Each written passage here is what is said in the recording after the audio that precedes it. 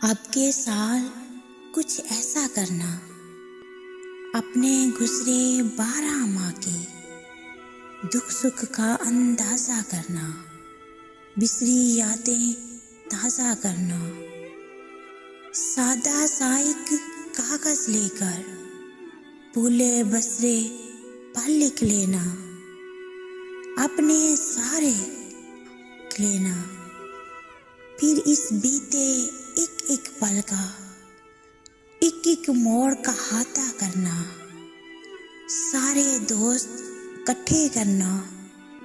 सारी सोबतें हाजिर करना, सारी शामें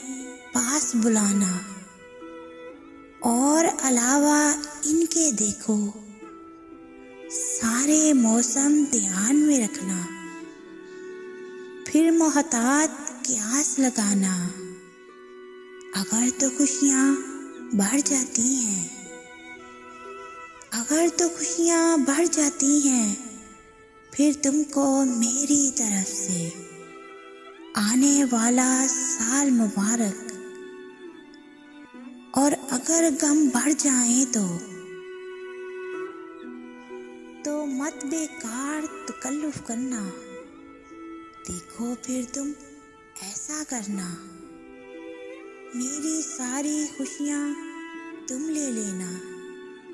मुझको अपने गम दे देना। अब के साल कुछ ऐसा करना, अपने गुजरे 12 माह के दुख सुख का अंदाजा करना,